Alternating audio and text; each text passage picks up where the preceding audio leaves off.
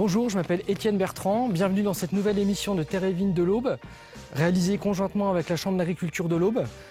Aujourd'hui, nous allons vous faire découvrir la vallée de la Sarse qui accueillera la Route du Champagne 2017.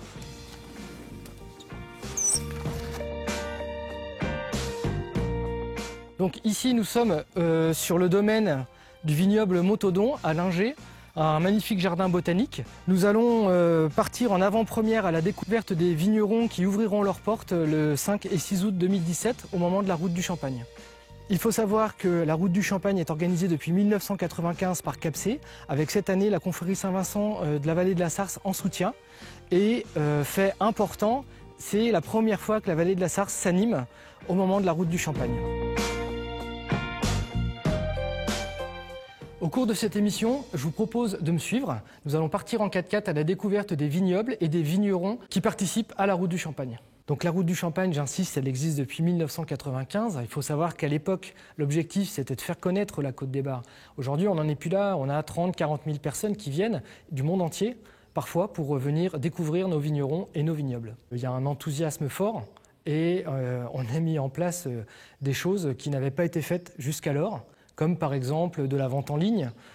La vente en ligne, on se rend compte qu'on vend des billets aux États-Unis, on vend des billets en Norvège, en Finlande, et puis on a mis en place un système de décoration avec des jachères fleuries. Donc en fait, les villages, on passera de village en village avec des accotements fleuris en jachère. Ça fait maintenant 18 mois qu'on prépare cette fête et on sent la pression monter et on a envie d'y être, ouais, on a envie d'y être, c'est sûr. S'il y a beaucoup d'enthousiasme et beaucoup de nouveautés, le principe de la Route du Champagne reste le même. Vous achetez un passeport à 25 € à l'entrée de la fête avec une flûte de dégustation et le porte-flûte, avec l'éthylotest et avec un gobelet et surtout le passeport qui vous offre la possibilité de déguster 16 champagnes chez 16 vignerons différents. Et vous trouverez ces vignerons dans les 5 villages qui composent le secteur 2017. Ces 5 villages sont Balneau-sur-Laigne, Aviré-Lingé, Bagnes-la-Fosse, Bragelogne et Channes. Ces 5 villages sont en enfilade et situés à proximité les uns des autres. À chaque fois, c'est 3-4 km entre chaque village. Maintenant que je vous ai expliqué le principe, nous allons partir sur le terrain avec Gilles et son 4x4 pour rencontrer les vignerons. Voilà, c'est un Defender de 76, une très bonne année. Ah, c'est d'origine.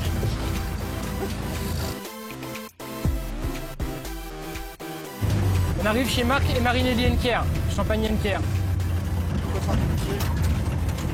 Ils proposent des chambres chez le vigneron. C'est un concept original. On va voir de quoi il s'agit. Ce qu'il me faudrait, c'est un polo de la Route du Champagne. Hein. Je sais pas, t'en as, Marc, non? Non. Non, Gilles? Non. Tu vas m'en chercher un? Ah, je t'en remercie alors. Donc on est chez Marinelli et Marc Henker, au Champagne Marc Henker. Ils ont développé un concept original, c'est un accueil chez le vigneron, ça s'appelle Chambre chez le vigneron. Et on va les suivre pour qu'ils nous fassent découvrir de quoi il s'agit. Eh bien allez, on y va, par ici.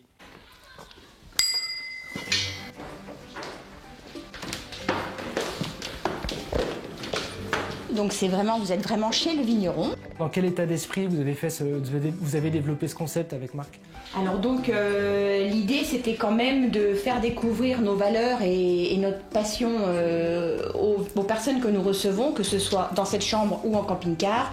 Et donc nous proposons une visite des vignes, des caves, suivie d'une dégustation de toutes nos cuvées, accompagné donc des explications concernant notre profession. Finalement, vous êtes dans l'esprit de la Route du Champagne, mais toute l'année. On prend un grand plaisir à accueillir tous ces curieux et nos amis, nos clients qui veulent vraiment venir s'immerger dans notre métier. Bon, Marinelli, les gens qui viennent chez vous, est-ce qu'ils connaissent déjà le vignoble? Alors la majeure partie des clients que nous rencontrons connaissent la Champagne en général, mais ne connaissent pas notre très belle vallée qui est la vallée de la Sarse.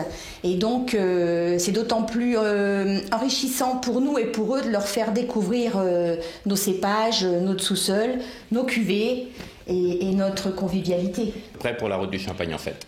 Vous serez les bienvenus. Le but de la Route du Champagne, on l'a vu, c'est de faire découvrir la Côte des Bars au grand public, mais également les professionnels veulent se faire connaître autrement en participant à des concours et en les remportant assez souvent. Aujourd'hui, nous allons voir Éric Marin qui a remporté de nombreuses fois un prix pour son champagne rosé.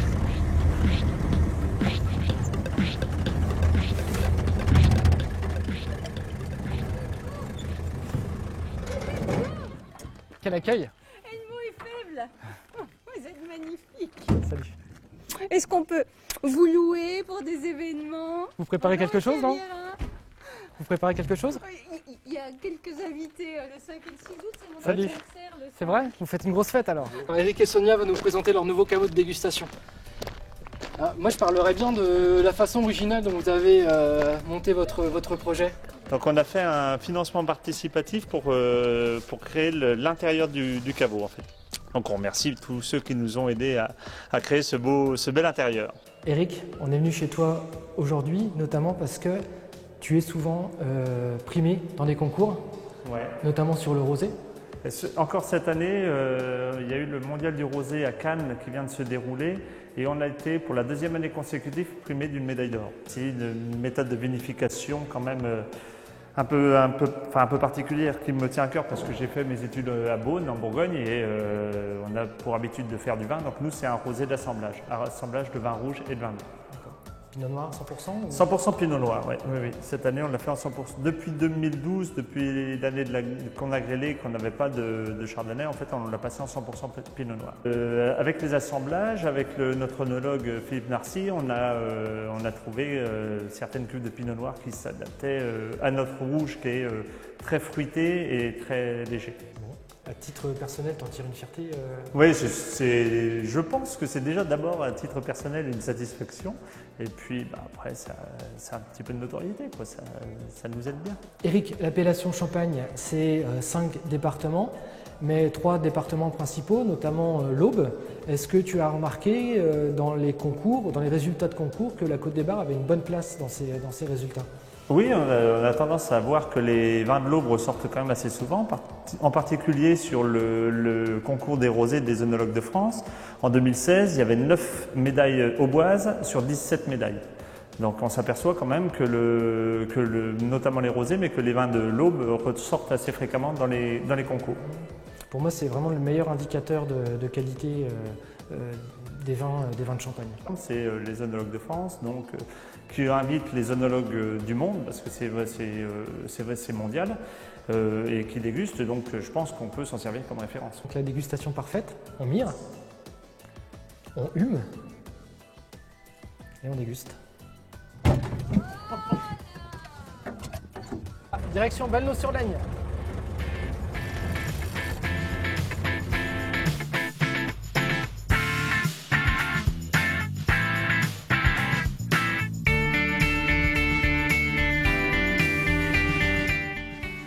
On peut remarquer qu'il y a des hélices à peu près il y a une hélice à peu près tous les 100-200 mètres. C'est en fait des moyens de lutte contre les gelées de printemps.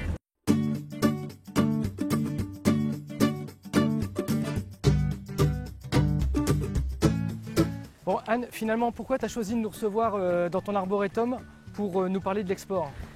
Alors ici, c'est un lieu assez symbolique de la maison, de nos valeurs, parce que contrairement à beaucoup d'autres, la maison elle a commencé par l'export. C'est-à-dire qu'il y a 20 ans, 30 ans, tout le monde n'allait pas à l'export, hormis les grands. Aujourd'hui, c'est vrai que même les petits viticulteurs vont à l'export. Nous, il y a 20 ou 30 ans, on y allait déjà. Donc on a commencé par là en fait. Quand mon père a décidé de vendre du champagne, il s'est adressé notamment aux ambassades françaises à l'étranger, et qui sont aujourd'hui des clients historiques de la maison. Alors du coup, cet arboretum, on y a planté 80 arbres au total, et chaque arbre est vraiment originaire du pays en question. Aujourd'hui, vous êtes présent dans 80 pays, tu vois? Alors, 82 en total depuis les débuts de la maison. En simultané, on est entre 40 et 50 pays suivant les années. Un village comme Balneau-sur-Laigne, de se dire que ton champagne est vu dans tous les pays du monde, qu'est-ce que ça te procure comme sentiment, quoi? C'est vrai que c'est toujours marrant quand quelqu'un a été à l'export et puis qu'il nous dit tiens, j'ai vu ton champagne, etc. C'est toujours rigolo, quoi. C'est toujours plaisant. Après, l'export a très longtemps représenté la grande majorité de notre commercialisation. Aujourd'hui, on est sur un équilibre, 50% export, 50% France, ce qui est plutôt bien, parce qu'on a un joli circuit de visite aussi, et on a envie de développer ce côté œnotourisme et puis s'attacher aussi au marché local. Une dernière question qui nous ramène à la route du Champagne. Vous avez participé avec Rissé en 2015 Vous participez de nouveau en 2017 avec la vallée de la Sarthe. Vous marquez votre attachement à cette fête de la Côte des Bars. Bah, c'est surtout que c'est le plus gros événement touristique de la Champagne. Donc je pense que quand c'est notre tour de jouer, il faut jouer parce que sinon c'est un événement qui ne perdurera pas. Donc, et puis comme on est dans le développement de l'onotourisme, c'est le moment ou jamais d'ouvrir ses caves. Et puis c'est un événement tellement festif, tellement plaisant. Enfin, on a un tellement beau souvenir de 2015 que voilà, on n'attend que le soleil pour que 2017 soit aussi réussi. Bon, Anne, merci pour ces discussions. Donc il y a beaucoup d'innovations cette année et j'ai entendu dire que vous faisiez quelque chose d'un peu particulier chez vous. Oui, on fait le thème Balno Beach. Donc ça va être une grande plage de sable avec une piscine, enfin un bain de pied on va dire. Donc ça va être sympa, voilà, ça va être très festif et très coloré. Tu vas voir du monde je pense. J'espère. Tu vas voir du monde.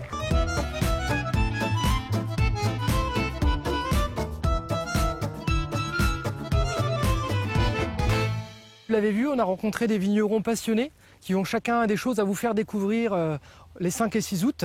Mais ici, on n'a pas oublié que la route du Champagne en fête, c'est avant tout une grande fête. Et pour ça, on a développé tout un tas de projets innovants. Il faut dire qu'on est pris par l'enthousiasme du débutant. Un des projets notamment innovants, c'est cette jachère fleurie que vous voyez. Elle sillonne le parcours, elle sillonne les villages. On a aussi développer un système de décoration suspendue. Autre projet innovant, on a mis en place dans chaque village un graffeur qui va réaliser une performance artistique en direct, c'est-à-dire devant le public et pendant 2 jours.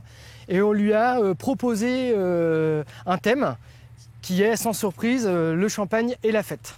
Alors vous pourrez aussi rencontrer au moment de la route du Champagne en fête, sur les 5 villages de la vallée, un char fleuri tracté, avec des décorations, avec des artistes de cirque sur ce char, et puis également avec des saltimbanques autour du char qui joueront de la musique et feront des scènes comme ça et qui joueront aussi un peu avec le public.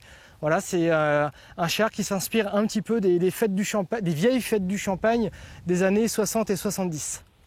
Donc vous trouverez sur la route du Champagne de quoi vous restaurer dans toutes les caves. Quasiment toutes les caves organisent une soirée de gala le samedi soir et proposent également de la restauration le samedi midi et le dimanche midi.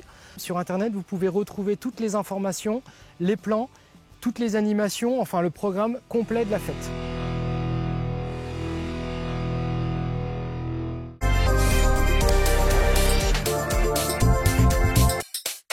Le centre canin du Rucher de Massonville. Pension, vente d'alimentation, éducation, agility et élevage de cocker anglais, terrier irlandais, épagnol breton et setter gordon. Besoin de croquettes de qualité? Éléonore et son équipe saura vous conseiller la meilleure alimentation adaptée à votre animal de compagnie. Et ce n'est pas tout. Pour toute commande de croquettes, à partir de 50 € et livré à domicile, bénéficiez d'une journée de pension offerte. Dépêchez-vous. Le centre canin du Rucher de Massonville, RN 77 à Sainte-Maure, 0325 73 17 46.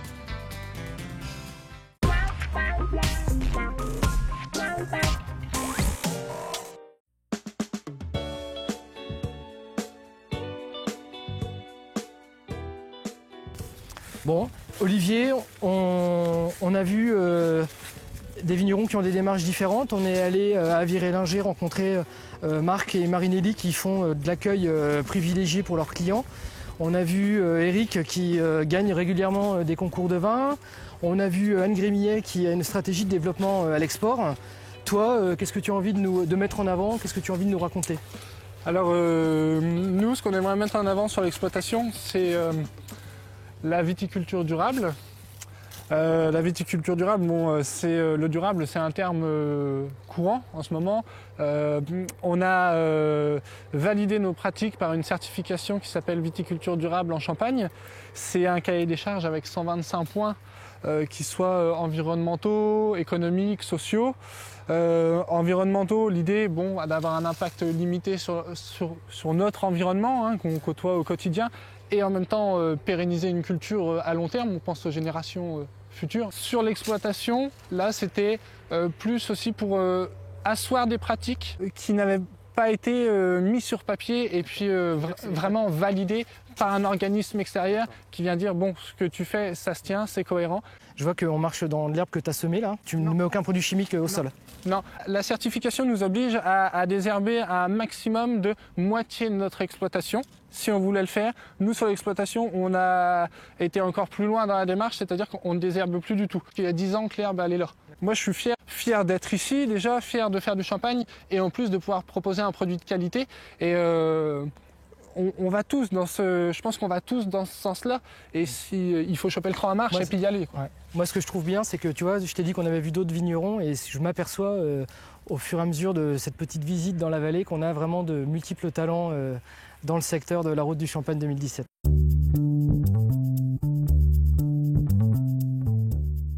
En venant chez Jean-Baptiste, j'ai choisi la couleur de mon chapeau pour être raccord avec lui. Je me doutais qu'il allait mettre un polo orange. Bienvenue, Étienne. Bon, eh bien, nous allons rejoindre Sophie. Sophie qui est œnologue. Ok, donc nous sommes à Bragelonne, au Champagne Girard Collin. Et c'est Jean-Baptiste qui nous reçoit pour nous raconter, nous expliquer comment il assemble ses champagnes, comment il assemble ses vins. Jean-Baptiste, comment tu procèdes? Donc on a déjà le chardonnay et le pinot noir. On a des terroirs différents, donc des finages, des villages différents. Et aussi des années différentes en cuverie, c'est-à-dire des vins de l'année, de la vendange qui arrive, et des vins de réserve qui ont des années antérieures. Voilà. Par exemple, cette cuvée-ci, notre brut tradition, une gamme avec 20% de vins de réserve, 5% de chardonnay, avec un assemblage de 20% de vins de réserve et de 80% de vins de l'année. Est-ce que c'est la cuvée que tu vas servir à la route du Champagne? Effectivement, oui. Donc finalement, Jean-Baptiste, l'assemblage, c'est quelque chose que tu décides dès la vendange. On sépare les chardonnays, les pinots noirs, et sur l'exploitation, en plus, on sépare aussi ce qui nous vient de Bagneux-la-Fosse, par exemple, et ce qui nous vient de Bragelonne. Moi, j'interviens dans les assemblages afin justement de déterminer les meilleures combinaisons de vins possibles. C'est-à-dire qu'on va déguster les vins de l'année et les vins de réserve afin de trouver justement les meilleurs vins qui correspondent au champagne souhaité par Jean-Baptiste en l'occurrence. C'est-à-dire qu'on va essayer de respecter le goût maison, c'est-à-dire qu'on va essayer d'avoir toujours une régularité dans les produits qu'on élabore sur plusieurs années. L'assemblage élève le vin. On gagne en qualité en faisant l'assemblage. Là, on voit au fond de la bouteille les levures qui se sont déposées après avoir réalisé la fermentation alcoolique. Ce que les gens attendent lors de leur visite de la route du Champagne afin de comprendre au mieux tout le processus d'élaboration du champagne.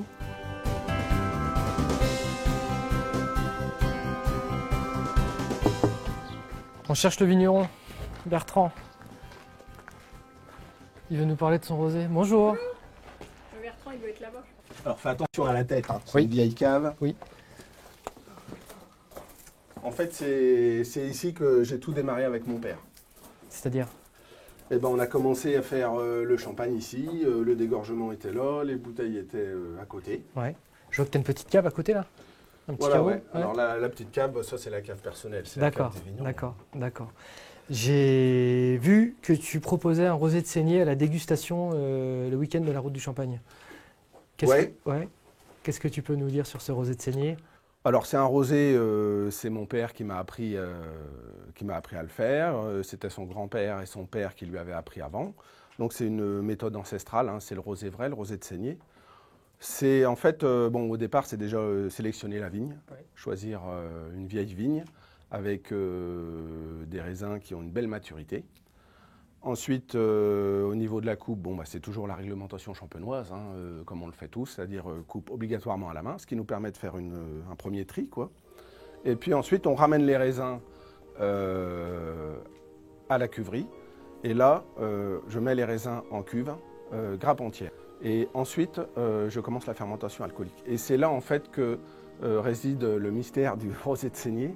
C'est parce qu'on laisse la peau qui est rouge en contact avec la pulpe qui est blanche. Et à ce moment-là, donc après, ça dure à peu près 24 à 72 heures. À ce moment-là, la couleur du raisin noir, donc le pinot noir, passe dans la pulpe qui est blanche. Et là, il faut être quand même assez précis si on veut arriver à avoir une couleur qui corresponde à ce qu'on attend. Ça peut se jouer à quelques heures, ça demande beaucoup de vigilance pour sortir le rosé. À ce moment-là, quand on estime qu'on a le jus qui a la couleur qu'on souhaite, on sort le jus de la cuve, on prend les raisins, on les presse, on mélange le jus de presse, le jus de goutte, et on a notre rosé de saignée. Quand j'en parle, quand je le présente souvent, la remarque c'est ah ben on trouve souvent du rosé de saignée dans l'Aube. C'est vrai que je pense que c'est un peu notre spécificité ici dans le vignoble. Peut-être parce qu'on n'a pas beaucoup de chardonnay, donc on a pris l'habitude de faire notre rosé à l'ancienne avec le pinot noir comme les vieux le faisaient. Hein. On va quand même le goûter, ce rosé de saignée. Venez, approchez. Le caméraman il boit avec nous, il déguste. À la vôtre? À la route du Champagne. À la route du Champagne. Oh.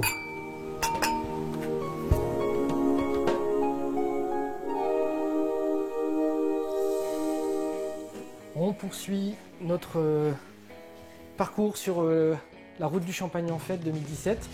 Nous sommes maintenant à Bragelonne, au Champagne Camille Marcel, chez Adeline Bonnet qui va nous expliquer comment elle vinifie ses vins. Alors, depuis l'année dernière, on a décidé de vinifier en jarre, tout simplement pour réussir à mettre en valeur nos pratiques culturelles viticoles que mon père a mis en place depuis plus de 25 ans. Au niveau gustatif, qu'est-ce que la jarre va t'apporter? On va être sur des arômes beaucoup plus complexes tout de suite. En revanche, par rapport au fût, là, ici, on n'aura pas de goût boisé ni quoi que ce soit. Donc pour le vieillissement, 4 mois de vieillissement dans cette jarre. Ensuite, on mettra donc en bouteille. Et puisque je vais faire un millésime, on fera vieillir cette cuvée au minimum 3 années en bouteille. Pinot noir d'une seule contrée? Absolument. Uniquement que du pinot noir issu de la côte des Volardais, de notre grande parcelle des Volardais. La côte des Volardais où on va aller tout à l'heure oui, absolument. Pour une explication du terroir.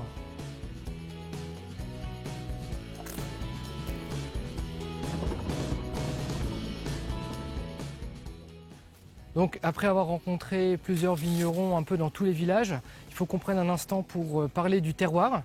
Donc nous rencontrons Bruno Duron et Pascal Bonnet. Bruno, est-ce que tu peux nous dire des choses sur le terroir justement de la Côte des Barres? Oui, beaucoup de choses même. Hein. On va peut-être même profiter, on est en haut d'une vigne de Pascal, et on a justement un petit talus qui est une ouverture sur le sous-sol. Hein. Et donc c'est ça qui va créer un terroir intéressant pour plusieurs aspects. Donc les cailloutis vont favoriser un bon réchauffement des sols. Donc une restitution au niveau du raisin au moment de la maturation. Et aussi, on voit très bien, il y a d'ailleurs des plantes qui sont là naturellement. Il y a les racines traversent très très bien ces zones de cailloux, donc elles s'insèrent bien dans le sous-sol cambridgien en dessous. Hein. Donc le pinot noir ici va bénéficier justement par cet enracinement, par ce climat, ce terroir de conditions particulières pour sa maturation, pour son développement au cours de l'année et sa maturation. Donc ça va nous donner des vins plutôt sur le fruit rouge notamment. Contrairement aux vins qui vont être sur la craie où on va avoir une structure assez différente. Peut-être plus de longueur sur les vins de la craie, mais moins d'expression aromatique que l'on peut trouver sur ces terroirs-là. Merci Bruno. Justement, donc Pascal, tu mets des pratiques de culture différentes selon tes vignes et selon les lieux-dits. Est-ce que tu peux nous en dire plus là-dessus? Oui, effectivement, au niveau de l'exploitation, on a 2 grandes natures de sol. Hein. On est sur les sols, ce que Bruno a présenté tout de suite. On est sur des sols également aussi très argileux. Et effectivement, les techniques sont différentes. On ne peut pas se permettre, par exemple, comme ici, où on a un sol qui est quand même relativement bien enherbé.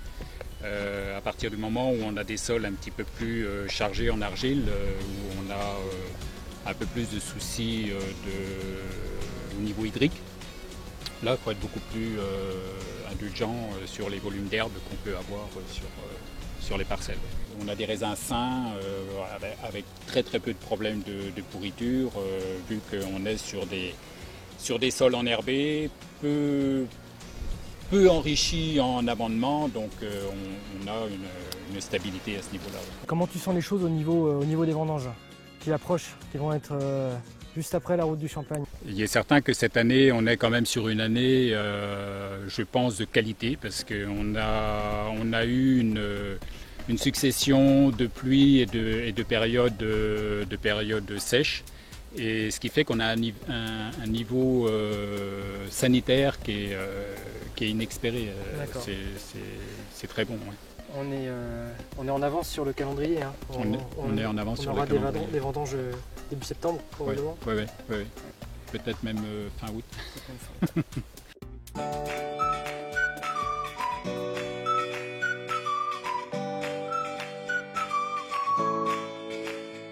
Je voulais qu'on filme la pancarte vignoble de Champagne. C'est l'entrée dans l'appellation Champagne, l'entrée dans le département de l'Aube et l'entrée dans la région Champagne. Voilà. On est dans la partie la plus au sud. Voilà. On est un petit peu au carrefour entre Lyon, la Côte d'Or et l'Aube.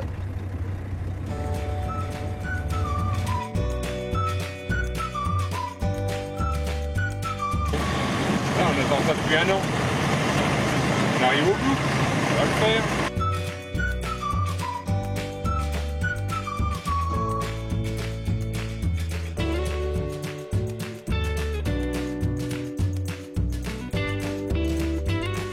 Donc voilà, cette émission de Terres et Vignes se termine. J'ai été très heureux de parcourir avec vous les villages de la route du Champagne 2017. Donc Channes, Bragelonne, Bagnes-la-Fosse, Aviré-Linger et Balneau-sur-Laigne. Nous avons rencontré des vignerons de caractère avec des savoir-faire parfois différents. Je vous invite à venir rencontrer ces vignerons à votre tour au moment de la route du Champagne en fête, les 5 et 6 août. Et je vous invite aussi à venir les retrouver, pourquoi pas, après la route du Champagne. Je vous dis à bientôt.